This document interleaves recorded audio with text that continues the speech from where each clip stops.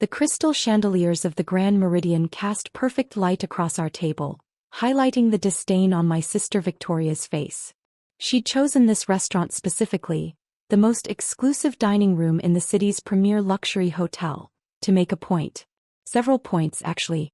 "Sarah, are you sure you can afford to split the bill evenly?" Victoria asked, her voice dripping with concern that fooled no one. "I know things have been tight for you lately." I set down my water glass carefully. "I'm fine, Victoria. Thank you for your concern.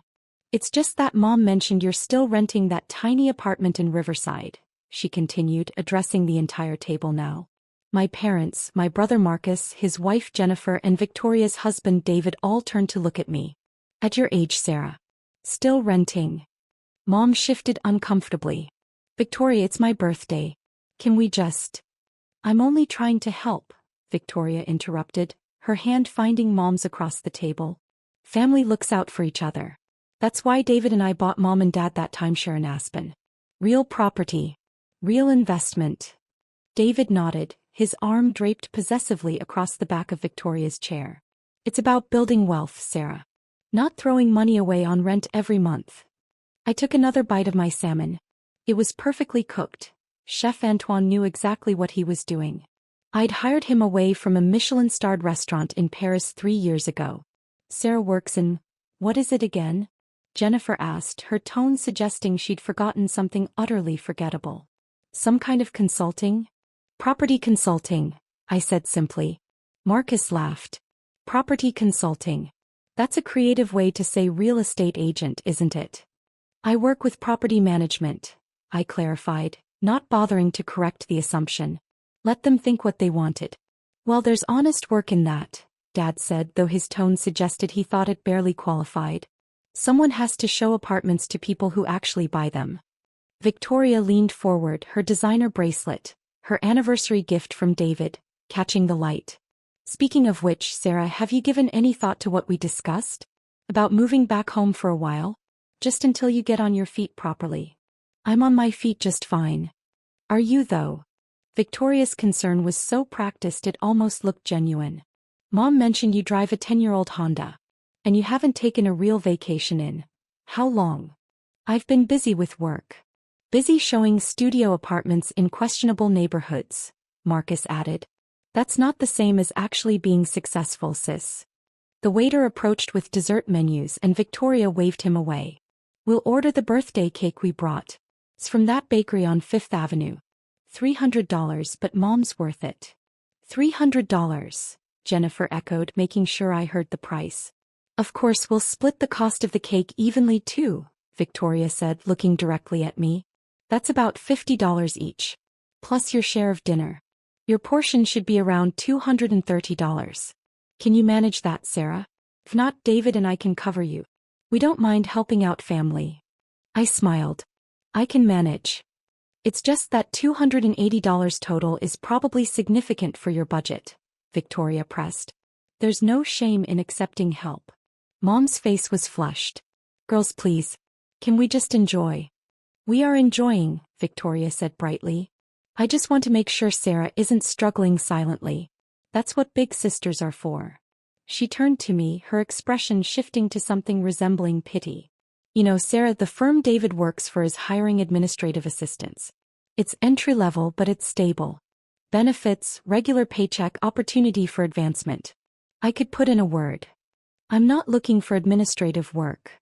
"Pride," Dad muttered into his wine glass. "That's always been your problem, Sarah." "I'm just saying," Victoria continued, "at 32, you should be thinking about your future. Retirement accounts. Property ownership. Building something real. Not just scraping by month to month showing apartments to other people." Marcus signaled the waiter. "Another bottle of the Chateau Margaux. The 2015 if you have it." "That's $400 a bottle," Jennifer whispered to me loudly enough for everyone to hear. "But it's a special occasion. Sarah might prefer something more modest," Victoria suggested. "No judgment. We all have different budgets." "The Margaux is fine," I said. Victoria's eyebrows rose. "Are you sure? Your share of that bottle alone would be about $65. On top of everything else." "I'm sure." She exchanged a look with Marcus. That look I'd seen my entire life. The one that said they were humoring their little sister who didn't quite understand how the real world worked. Dad cleared his throat. Sarah, your mother and I have been discussing something. About your grandmother's jewelry. My hand stilled on my fork. The pieces are valuable, he continued. Heirlooms. And we've decided they should go to Victoria and Jennifer. They have homes to display them properly, safe deposit boxes at reputable banks. You understand. Those were supposed to be divided between all of us, I said quietly. That was before we understood everyone's circumstances, Mom said, not meeting my eyes. Victoria has that beautiful display case in her foyer. The jewelry will be appreciated there. Protected. Protected from what? From being sold off to pay rent, Marcus said bluntly. Let's be honest, Sarah. You're one bad month away from financial trouble. Grandma's jewelry is too valuable to risk. Victoria reached across to pat my hand. When you get more established, we can discuss it again. Think of this as us keeping the jewelry safe for the whole family. The waiter returned with the wine, making a show of presenting the label to Marcus. The 2015 Chateau Margaux, sir. Excellent choice. As he poured, Victoria continued her campaign. You know what might really help you, Sarah? If you stop trying to keep up appearances. There's no shame in admitting you're at a different life stage than the rest of us. David and I have the penthouse in Harbor Tower. Marcus and Jennifer just bought that colonial in Westchester. Mom and Dad have their house paid off plus the timeshare. And you? Have a rental in Riverside, I finished. Exactly. And that's okay. Not everyone can be successful in the same way. Some people are late bloomers. Some people just find their level. David nodded sagely. The sooner you accept where you are, the sooner you can make realistic plans. Maybe find a nice roommate to split costs. Victoria mentioned you live alone. That's really not financially prudent at your income level. My income level, I repeated. Well, whatever real estate agents make from commission, he said dismissively. It can't be much, especially in the rental market. Those commissions are tiny. Jennifer leaned in conspiratorially. I have a friend who's looking for a roommate. She's 55, very clean, doesn't make much noise. She'd probably only ask for $500 or $600 a month in rent from you. It would help so much with your expenses. You want me to rent my apartment to a 55-year-old roommate? Share your rental, Jennifer corrected. And yes, pride won't pay your bills, Sarah. The sommelier approached our table, but before he could speak, Victoria held up her hand. We're fine for now, thank you. He hesitated, his eyes finding mine for just a moment. I gave him a subtle shake of my head and he retreated. See, that's another thing, Victoria said, having noticed the exchange. You can't just wave away waiters like you're someone important. These people work for tips, Sarah. They need to do their jobs. I wasn't. You were dismissive, she insisted. That's exactly the kind of behavior that comes from insecurity. You can't afford to eat places like this regularly, so when you do, you overcompensate. You try to act like you belong. Marcus swirled his wine. Remember when we were kids and Sarah used to pretend she owned that playground near our house? She'd tell other kids they needed her permission to use the slide. Everyone laughed except Mom, who at least had the grace to look uncomfortable. I was 7, I said. But the pattern was already there, Victoria said, her psychology degree from 15 years ago apparently qualifying her to psychoanalyze me. Delusions of authority. Pretending to have power you don't actually possess. It's a coping mechanism for feeling inadequate. I don't feel inadequate. Of course you don't think you do, she said kindly. That's how defense mechanisms work. The waiter brought Mom's birthday cake, an elaborate creation with gold leaf and sugar flowers. Everyone sang, Mom blew out the candles, and Victoria made sure to photograph everything from multiple angles for her social media. This is the life Mom deserves, Victoria announced. Luxury. Quality. The best of everything. That's why we chose the Grand Meridian for tonight. This hotel represents excellence. Did you know their suites start at $1,500 a night? Their penthouse suite is $12,000. $12,000 a night, Jennifer echoed dutifully. Could you imagine? Victoria laughed, looking at me. Spending your entire month's rent on a single night in a hotel room? I couldn't, I agreed. That's why people like us, She gestured around the table, carefully excluding me. Work hard and make smart investments. So we can enjoy places like this. While people at your level. She trailed off meaningfully. Should stick to budget hotels? I offered. Exactly. He seemed pleased I understood. There's no point in you saving up for one fancy dinner when you could be putting that money towards something practical. A better used car maybe. Or furniture that isn't from IKEA. David flagged down a passing waiter. Excuse me, could you tell us about your hotel's membership program? I've been thinking about joining. The waiter, young and clearly new, brightened. Of course, sir. The Grand Meridian Club offers exclusive benefits. Priority reservations, complimentary upgrades when available, access to our executive lounge, 15% off all dining and spa services. Cost. The annual membership is $25,000, sir. Victoria gasped theatrically. $25,000. David, that's actually reasonable for what you get. We should do it. Consider it done, David said, pulling out his platinum credit card. Sign us up. The waiter looked uncertainly at the card. I'll need to have our membership coordinator process this, sir. If you could give me just a moment. Of course, David said magnanimously. Take your time. We're celebrating here. My mother-in-law's birthday at the Grand Meridian. He said the hotel's name like it was conferring status just to be here. After the waiter left, Victoria turned to me. Sarah, you're being awfully quiet. Are you feeling okay? Not overwhelmed by all this? I'm fine. It's just that places like this can be intimidating when you're not used to them, she said. All the formality, the expense, the expectations. I remember my first time at a luxury hotel. I was so nervous I could barely speak to the staff. When was that? I asked. Oh, years ago. Before I met David. I was still figuring out my place in the world, much like you are now. And now you've figured it out? Well, yes, she said, seemingly oblivious to any sarcasm. I married well, invested wisely, built a life of quality. That's the path, Sarah. Find a successful man who can provide stability. Your looks are fading, but you're not hopeless yet. If you lost some weight, updated your wardrobe, maybe got some professional highlights in your hair. Victoria, Mom said weakly. I'm helping, Victoria insisted. Someone needs to give Sarah honest advice. She's clearly not making good decisions on her own. Marcus stood to refill his wine glass from the new bottle. The real question is, how are you going to pay for your share of tonight, Sarah? Did you bring enough cash, or are you going to make us wait while you run to an ATM? I have my card. A debit card, I assume? Jennifer asked. Just make sure you have enough in your account. The overdraft fees are brutal. I'm aware. Are you sure you don't want us to just cover you? Victoria pressed. Seriously, Sarah, I know you're proud, but $345 is a lot of money for someone in your position. With the wine, cake, your entree, appetizers, let us treat you. Early Christmas present. I can pay my share. But should you? Dad asked. Your mother and I worry about you, Sarah. You're living paycheck to paycheck, one emergency away from disaster. Maybe it's time to swallow your pride and accept that you need help. I don't need help. Victoria sighed dramatically. This is exactly what I'm talking about. Denial.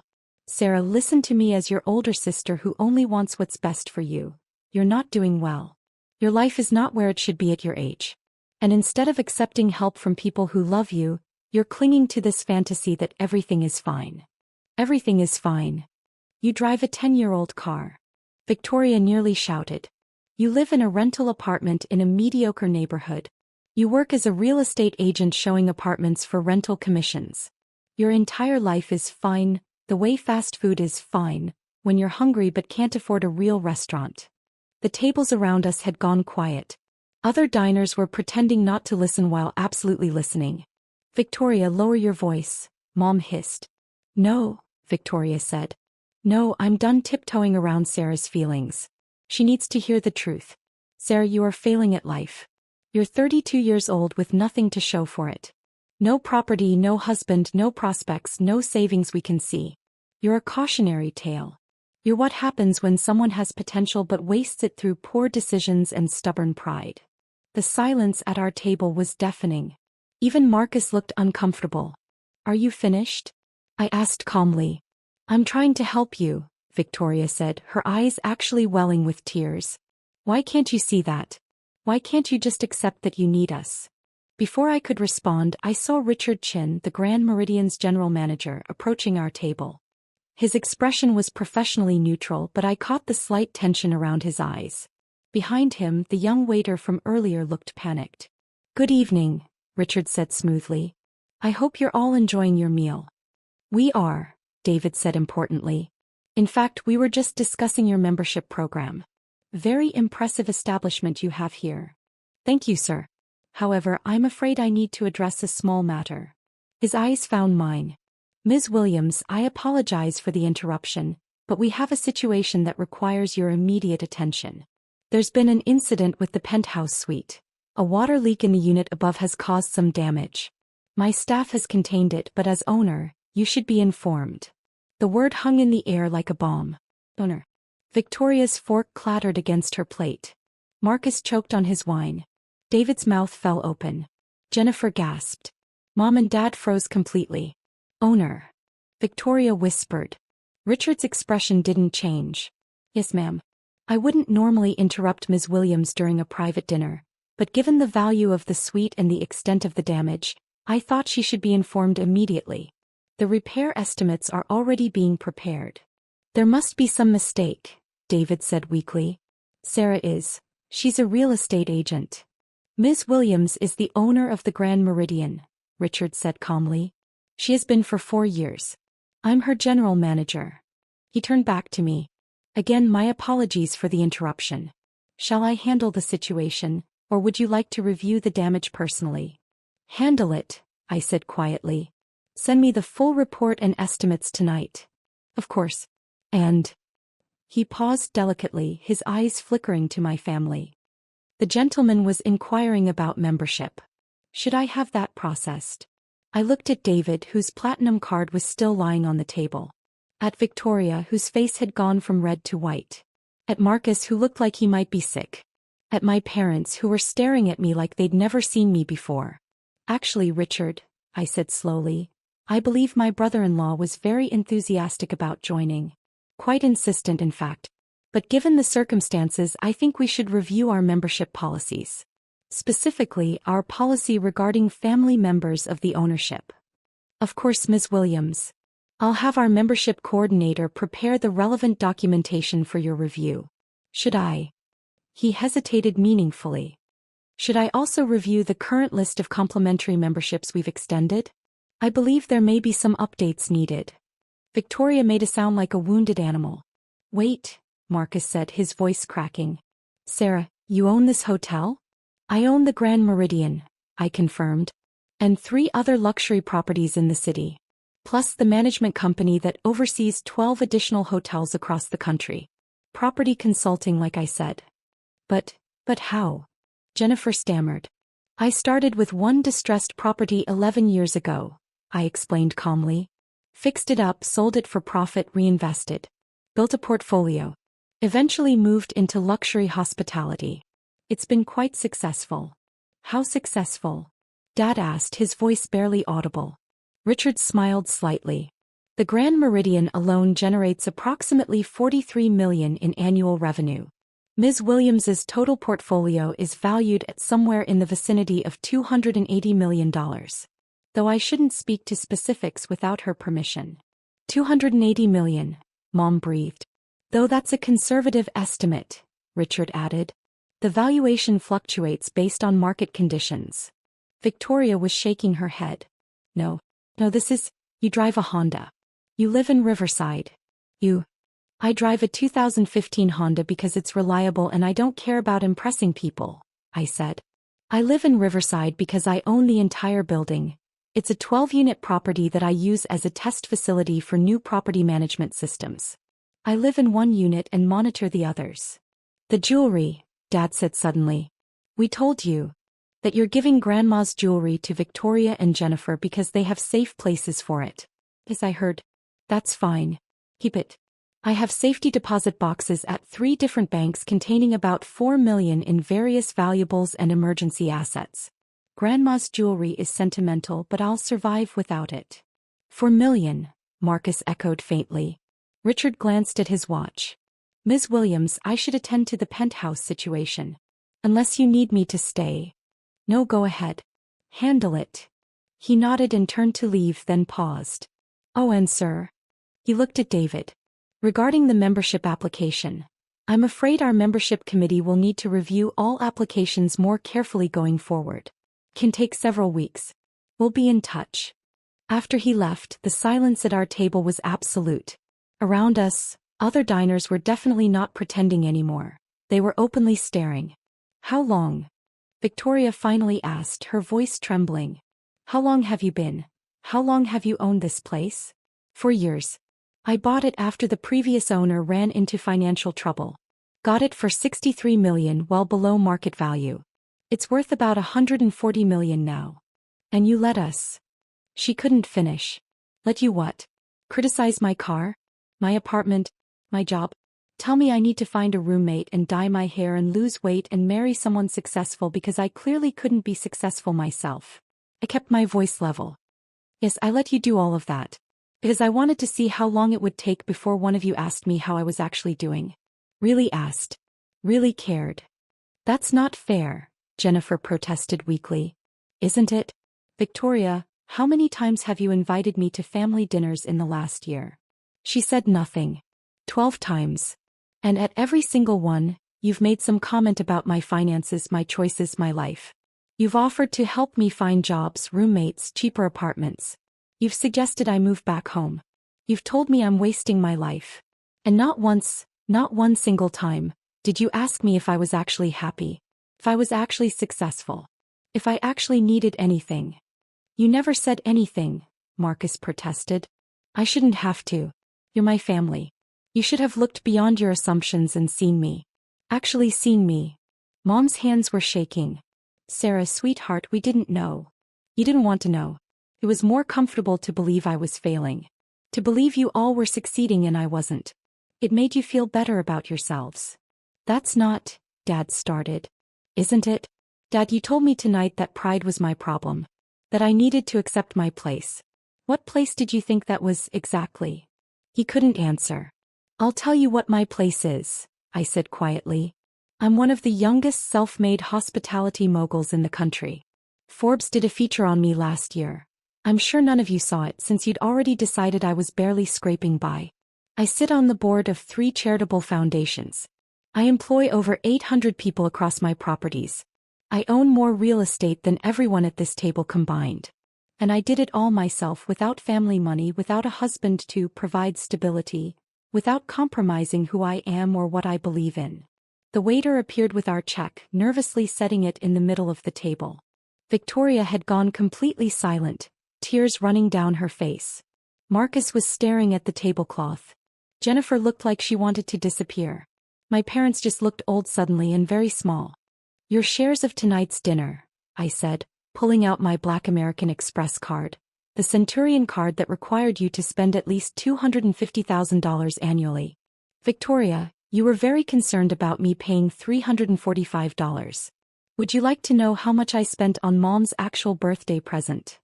What present? Mom whispered. The timeshare Victoria and David bought you in Aspen? I own the building. The whole building. 12 units. I'm giving you the deed to one of them. It's yours free and clear.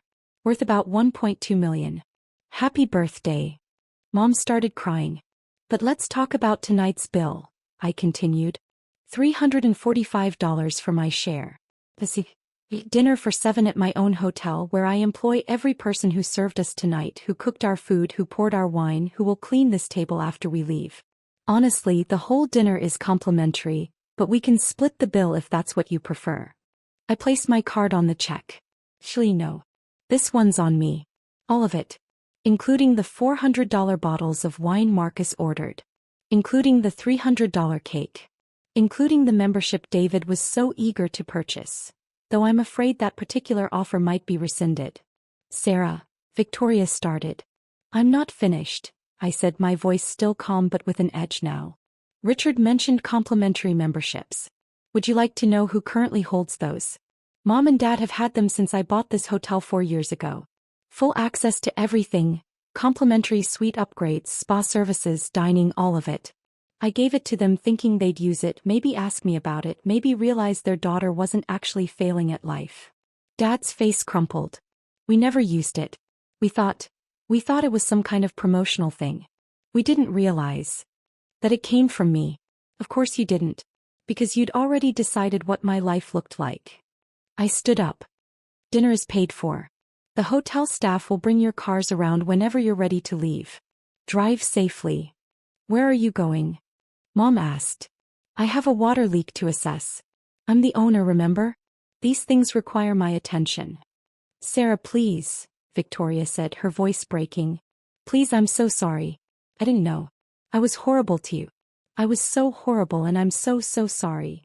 I looked at her. Really looked at her. The designer clothes, the expensive jewelry, the carefully constructed image of success. And underneath it all I saw what I'd missed before, fear. She'd been afraid all along that she wasn't enough, wasn't successful enough, wasn't special enough.